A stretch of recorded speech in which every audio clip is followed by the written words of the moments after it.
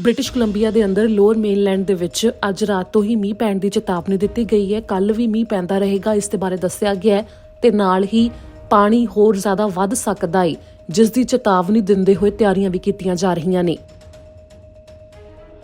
Alberta ਦੇ immigration ਵਿਭਾਗ ਨੇ ਨਵੰਬਰ 9 ਨੂੰ ਇੱਕ ਐਕਸਪ੍ਰੈਸ ਐਂਟਰੀ ਡਰਾਅ ਕੱਢਿਆ। ਪੀਐਨਪੀ ਦਾ ਇਹ ਡਰਾਅ ਕੱਢਿਆ ਗਿਆ, ਜਿਸ ਦੇ ਵਿੱਚ 200 ਜਣਿਆਂ ਨੂੰ ਇਨਵੀਟੇਸ਼ਨ ਭੇਜੇ ਗਏ ਨੇ AINP ਤਹਿਤ, ਜਿਸ ਦੇ ਵਿੱਚ ਘੱਟੋ-ਘੱਟ ਸਕੋਰ 343 ਤੱਕ ਰਿਹਾ।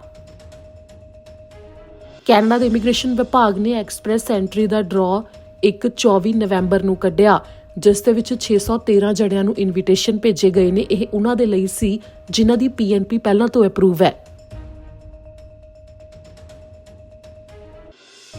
ਸਰੀ ਦੇ ਵਿੱਚ ਨਵੀਂ ਬਣਨ ਵਾਲੀ ਇਮਾਰਤ, ਜਿਸ ਦੇ ਵਿੱਚ 365 ਘਰ ਨੇ, ਜੋ ਕਿ ਨਵੰਬਰ 20 ਤੇ 21 ਨੂੰ 2 ਦਿਨ ਦੇ ਵਿੱਚ ਹੀ ਸਾਰੇ ਘਰ ਵਿਕ ਗਏ, ਜਿਨ੍ਹਾਂ ਦੀ ਕੀਮਤ $200 ਮਿਲੀਅਨ ਤੋਂ ਜ਼ਿਆਦਾ ਦੀ ਸੀ। ਬ੍ਰਿਟਿਸ਼ ਕੋਲੰਬੀਆ ਡੇਅਰੀ ਐਸੋਸੀਏਸ਼ਨ ਨੇ ਬ੍ਰਿਟਿਸ਼ ਕੋਲੰਬੀਆ ਦੇ ਵਿੱਚ ਹੜ੍ਹਾਂ ਦੇ ਕਰਕੇ ਐਬਸਫੋਰਡ ਤੇ ਯੈਰੋ ਖੇਤਰ 'ਚ 500 ਗਾਵਾਂ ਦੀ ਮੌਤ ਹੋਣ ਦੇ ਬਾਰੇ ਪੁਸ਼ਟੀ ਕਰ ਦਿੱਤੀ ਹੈ। ਕੈਨੇਡਾ ਬਾਰਡਰ ਸਰਵਿਸ ਏਜੰਸੀ ਨੇ ਬ੍ਰਿਟਿਸ਼ ਕੋਲੰਬੀਆ ਦੇ ਵਸਨੀਕਾਂ ਨੂੰ ਜ਼ਰੂਰੀ ਵਸਤਾਂ ਜਿਵੇਂ ਕਿ ਗੈਸ ਜਾਂ ਭੋਜਨ ਖਰੀਦਣ ਦੇ ਲਈ ਅਮਰੀਕਾ ਜਾਣ ਦੇ ਲਈ COVID-19 PCR ਟੈਸਟ ਤੋਂ ਛੋਟ ਦੇ ਦਿੱਤੀ ਹੈ ਕਿ ਜਿਨ੍ਹਾਂ ਦੇ ਕੋਲ ਕੋਈ ਹੋਰ ਚੋਣ ਨਹੀਂ ਹੈ, ਉਹ ਨੇੜੇ ਜੇਕਰ ਉਹਨਾਂ ਦੇ ਅਮਰੀਕਾ ਦਾ ਬਾਰਡਰ ਪੈਂਦਾ ਹੈ ਤਾਂ ਉਹ ਅਮਰੀਕਾ ਦੇ ਵਿੱਚ ਜਾ ਕੇ ਸਮਾਨ ਲੈ ਕੇ ਵਾਪਸ ਆ ਸਕਦੇ ਨੇ। ਓਨਟਾਰੀਓ ਵਿੱਚ ਇੱਕ ਮਾਂ ਨੂੰ ਆਪਣੇ ਹੀ ਪੁੱਤਰ ਦੇ ਕਤਲ ਮਾਮਲੇ ਵਿੱਚ ਦੋਸ਼ੀ ਪਾਇਆ ਗਿਆ ਹੈ। ਦਰਅਸਲ ਗ੍ਰੈਂਡ ਰਿਵਰ ਦੇ ਕੋਲ ਜਦੋਂ ਹੜ੍ਹ ਆਇਆ ਸੀ, ਉਸ ਮੌਕੇ ਉਸ ਔਰਤ ਦੇ ਵੱਲੋਂ ਆਪਣੇ ਬੱਚੇ ਦੇ ਨਾਲ ਸਟੋਰ ਦੇ ਉੱਤੇ ਗੱਡੀ ਲਿਜਾਈ ਗਈ। ਰਸਤੇ ਵਿੱਚ ਉਸਨੇ ਉਸ ਬੋਰਡ ਨੂੰ ਅਣਗੌਲਿਆ ਕੀਤਾ, ਜਿਸ ਦੇ ਉੱਤੇ ਲਿਖਿਆ ਹੋਇਆ ਸੀ ਕਿ ਅੱਗੇ ਜਾਣਾ ਖਤਰਨਾਕ ਸਾਬਤ ਹੋ ਸਕਦਾ ਹੈ। ਤੇ ਜਦੋਂ ਉਹ ਸਟੋਰ ਦੇ ਅੰਦਰ ਸੀ ਤਾਂ ਉਸ ਮੌਕੇ ਪਾਣੀ ਦੇ ਨਾਲ ਗੱਡੀ ਰੁੜ ਗਈ, ਜਿਸ ਦੇ ਵਿੱਚ ਉਸਦਾ ਪੁੱਤਰ ਵੀ ਨਾਲ ਰੁੜ ਗਿਆ ਤੇ ਉਸਦੀ ਮੌਤ ਹੋ ਗਈ ਸੀ। ਇਸ ਮਾਮਲੇ ਵਿੱਚ ਹੁਣ ਉਸ ਔਰਤ ਨੂੰ ਸਜ਼ਾ ਸੁਣਾਈ ਜਾਵੇਗੀ, ਜਿਸ ਦੇ ਬਾਰੇ ਅਦਾਲਤ ਨੇ ਫੈਸਲਾ ਸੁਣਾਇਆ। ਪਬਲਿਕ ਹੈਲਥ ਅਥਾਰਟੀ ਟੋਰਾਂਟੋ ਨੇ ਐਟੋਬੀਕੋਕ ਦੇ ਵਿੱਚ ਐਟੋਬੀਕੋਕ ਐਲੀਮੈਂਟਰੀ ਸਕੂਲ ਨੂੰ ਵਿਦਿਆਰਥੀਆਂ 'ਚ COVID-19 ਦੇ ਮਾਮਲੇ ਵਧਣ ਦੇ ਕਰਕੇ ਬੁੱਧਵਾਰ ਤੋਂ ਬੰਦ ਕਰ ਦਿੱਤਾ। ਕੈਨੇਡਾ ਦੇ ਗਵਰਨਰ ਜਨਰਲ ਮੈਰੀ ਸਾਈਮਨ ਦੇ ਵੱਲੋਂ ਥਰੋਨ ਸਪੀਚ ਦਿੱਤੀ ਗਈ। ਇਸ ਮੌਕੇ ਲੋਕ ਸਭਾ ਮੈਂਬਰਾਂ ਨੂੰ ਕੈਨੇਡਾ ਦੇ ਮੂਲ ਨਿਵਾਸੀਆਂ ਦੀਆਂ ਮੁਸ਼ਕਲਾਂ ਤੇ ਉਹਨਾਂ ਦੇ ਜੀਵਨ ਦੇ ਬਾਰੇ ਹੋਰ ਜਾਣਨ ਦੇ ਲਈ ਵੀ ਕਿਹਾ ਗਿਆ ਤੇ ਉਹਨਾਂ ਦੇ ਵੱਲੋਂ ਚਿੰਤਾ ਦਾ ਪ੍ਰਗਟਾਵਾ ਕੀਤਾ ਗਿਆ ਕਿ ਵਾਤਾਵਰਣ ਦੇ ਵਿੱਚ ਜੋ ਇਸ ਸਮੇਂ ਤਬਦੀਲੀਆਂ ਆ ਰਹੀਆਂ ਨੇ, ਉਸ ਦੇ ਕਰਕੇ ਧਰਤੀ ਖਤਰੇ ਦੇ ਵਿੱਚ ਹੈ ਤੇ ਸਰਕਾਰ ਨੂੰ ਇਸ ਦੇ ਉੱਤੇ ਗੌਰ ਕਰਨਾ ਚਾਹੀਦਾ ਹੈ। ਕੈਨੇਡਾ ਸਰਕਾਰ ਨੇ ਥਰੋਨ ਸਪੀਚ ਦੇ ਦੌਰਾਨ ਬ੍ਰਿਟਿਸ਼ ਕੋਲੰਬੀਆ ਸੂਬੇ ਨੂੰ ਹੜ੍ਹਾਂ ਦੇ ਕਰਕੇ ਹੋਏ ਨੁਕਸਾਨ ਤੋਂ ਉਭਰਨ ਦੇ ਲਈ ਹੋਰ ਜ਼ਿਆਦਾ ਫੰਡ ਦੇਣ ਦਾ ਐਲਾਨ ਕੀਤਾ।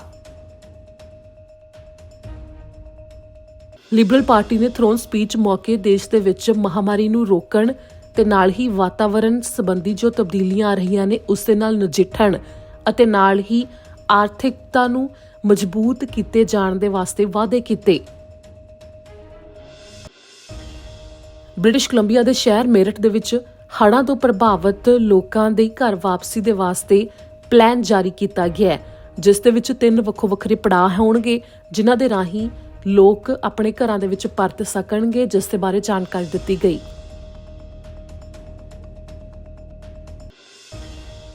ਮੰਗਲਵਾਰ ਨੂੰ ਓਨਟਾਰੀਓ ਵਿੱਚ 5 ਤੋਂ 11 ਸਾਲ ਦੇ ਬੱਚਿਆਂ ਨੂੰ COVID-19 ਦੇ ਟੀਕੇ ਲਗਵਾਉਣ ਦੇ ਲਈ ਅਪਾਇੰਟਮੈਂਟਸ ਤੇ ਰਜਿਸਟ੍ਰੇਸ਼ਨਸ ਸ਼ੁਰੂ ਕਰ ਦਿੱਤੀਆਂ ਗਈਆਂ ਨੇ।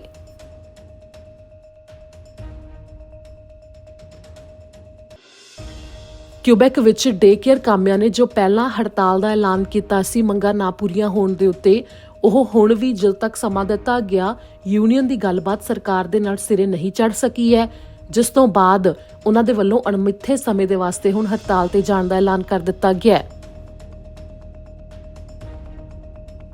ਹਾਈਵੇ 99 ਦੇ ਉੱਤੇ ਨਵੰਬਰ 15 ਨੂੰ ਪਹਾੜ ਤੋਂ ਮਿੱਟੀ ਖਿਸਕਣ ਦੇ ਕਰਕੇ ਵਾਪਰੇ ਹਾਦਸੇ ਵਿੱਚ ਵੈਨਕੂਵਰ ਦੇ ਰਹਿਣ ਵਾਲੇ ਪਤੀ ਪਤਨੀ ਦੀ ਮੌਤ ਹੋਣ ਦਾ ਮਾਮਲਾ ਸਾਹਮਣੇ ਆਇਆ, ਜੋ ਆਪਣੀ 2 ਸਾਲ ਦੀ ਬੱਚੀ ਨੂੰ ਪਿੱਛੇ ਛੱਡ ਗਏ ਨੇ। ਐਬਸਫੋਰਡ ਦੇ ਮੇਅਰ ਹੈਨਰੀ ਬਰਾਉਨ ਨੇ ਮੌਸਮ ਤੇ ਨਾਲ ਹੀ ਹੜ੍ਹਾਂ ਦੇ ਕਰਕੇ ਬਣੇ ਹਾਲਾਤ ਨੂੰ ਮੱਦੇਨਜ਼ਰ ਰੱਖਦੇ ਹੋਏ ਲੋਕਲ ਸਟੇਟ ਆਫ ਐਮਰਜੈਂਸੀ ਨੂੰ ਹੋਰ ਜ਼ਿਆਦਾ ਅੱਗੇ ਵਧਾ ਦਿੱਤਾ ਹੈ। ਹੁਣ ਨਵੰਬਰ 29 ਤੱਕ ਇਸ ਐਮਰਜੈਂਸੀ ਨੂੰ ਵਧਾ ਦਿੱਤਾ ਗਿਆ ਹੈ।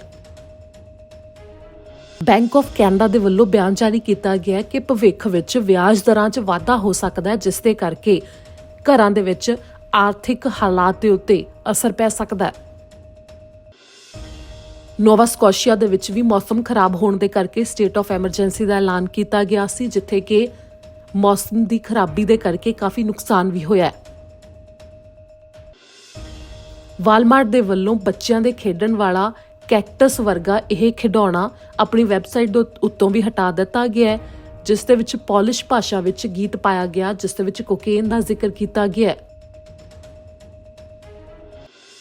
ਓਨਟਾਰੀਓ ਵਿੱਚ ਨਵੰਬਰ 24 ਨੂੰ ਜੋ ਜਾਣਕਾਰੀ ਦਿੱਤੀ ਗਈ, ਉਸ ਮੁਤਾਬਕ 591 ਨਵੇਂ ਕੋਵਿਡ-19 ਦੇ ਮਾਮਲੇ ਸਾਹਮਣੇ ਆਏ ਨੇ ਤੇ 7 ਹੋਰ ਮੌਤਾਂ ਹੋ ਚੁੱਕੀਆਂ ਨੇ।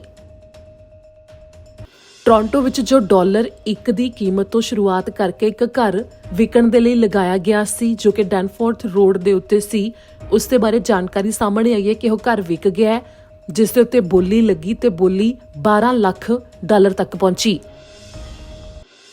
ਬ੍ਰਿਟਿਸ਼ ਕੋਲੰਬੀਆ ਦੇ ਵਿੱਚ ਇਸ ਸਮੇਂ ਹੜ੍ਹ ਦੇ ਕਰਕੇ ਜੋ ਹਾਲਾਤ ਬਣੇ ਹੋਏ ਨੇ, ਉਸ ਦੀਆਂ ਤਸਵੀਰਾਂ ਸੈਟੇਲਾਈਟ ਦੇ ਰਾਹੀਂ ਸਾਹਮਣੇ ਆਈਆਂ ਨੇ, ਜਿਸ ਦੇ ਵਿੱਚ ਤੁਸੀਂ ਦੇਖ ਸਕਦੇ ਹੋ ਜੋ ਅੱਗੇ ਤਸਵੀਰ ਹੈ ਇਹ ਹੜ੍ਹ ਤੋਂ ਪਹਿਲਾਂ ਦੀ ਹੈ ਤੇ ਉਹ ਪਾਣੀ ਵਾਲੀ ਤਸਵੀਰ ਹੜ੍ਹ ਦੌਰਾਨ ਦੀ ਹੈ। ਐਬਸਫੋਰਡ ਪੁਲਿਸ ਦੇ ਵੱਲੋਂ ਇਸ ਵਿਅਕਤੀ ਨੂੰ ਲੱਭਣ ਦੇ ਵਾਸਤੇ ਸਹਿਯੋਗ ਦੀ ਮੰਗ ਕੀਤੀ ਗਈ। ਦਰਅਸਲ ਬੁੱਧਵਾਰ ਦੀ ਸਵੇਰ ਨੂੰ 9:30 ਵਜੇ ਦੇ ਨੇੜੇ ਇੱਕ ਸਕੂਲ ਲਾਗੇ ਵੱਡੇ ਚਾਕੂ ਦੇ ਨਾਲ ਇਸ ਨੂੰ ਦੇਖਿਆ ਗਿਆ। ਟੋਰਾਂਟੋ ਵਿੱਚ ਬੁੱਧਵਾਰ ਦੀ ਸਵੇਰ ਨੂੰ ਇੱਕ ਸਟੋਰ ਦੇ ਅੱਗੇ ਤੋਂ ਇਸ ਪਾਲਤੂ ਕੁੱਤੇ ਨੂੰ ਕਿਸੇ ਨੇ ਚੋਰੀ ਕਰ ਲਿਆ, ਜਿਸ ਨੂੰ ਲੱਭਣ ਦੇ ਵਾਸਤੇ ਪਰਿਵਾਰ ਵੱਲੋਂ ਸਹਿਯੋਗ ਦੀ ਮੰਗ ਕੀਤੀ ਜਾ ਰਹੀ ਹੈ। ਕੈਨੇਡਾ ਦੇ ਇਮੀਗ੍ਰੇਸ਼ਨ ਵਿਭਾਗ ਨੇ ਨਵੰਬਰ 19 ਨੂੰ ਵਰਕ ਪਰਮਿਟ ਦੇ ਲਈ ਯੋਗਤਾ ਰੱਖਣ ਵਾਲੇ ਕਾਲਜ ਜਾਂ ਯੂਨੀਵਰਸਿਟੀਜ਼ ਦੀ ਸੂਚੀ ਦੇ ਵਿੱਚ ਤਬਦੀਲੀ ਕੀਤੀ ਹੈ, ਜਿਸ ਤੋਂ ਬਾਅਦ ਇਹ ਹੋ ਸਕਦਾ ਹੈ ਕਿ ਕਈ ਕਾਲਜ ਜਾਂ ਯੂਨੀਵਰਸਿਟੀਜ਼ ਜਿਨ੍ਹਾਂ ਦੇ ਵਿੱਚ ਪੜ੍ਹਨ ਤੋਂ ਬਾਅਦ ਇੰਟਰਨੈਸ਼ਨਲ ਸਟੂਡੈਂਟਸ ਨੂੰ ਵਰਕ ਪਰਮਿਟ ਮਿਲਦਾ ਸੀ, ਉਹ ਸੂਚੀ ਤੋਂ ਬਾਹਰ ਹੋ ਗਏ ਹੋਣ ਜਾਂ ਫਿਰ ਕਈ ਉਸ ਸੂਚੀ ਦੇ ਵਿੱਚ ਜੋੜ ਦਿੱਤੇ ਗਏ ਹੋਣ, ਜਿਸ ਦੇ ਬਾਰੇ ਕੈਨੇਡਾ ਸਰਕਾਰ ਦੀ ਵੈਬਸਾਈਟ ਦੇ ਉੱਤੇ ਜਾ ਕੇ ਹੋਰ ਜਾਣਕਾਰੀ ਲਈ ਜਾ ਸਕਦੀ ਹੈ।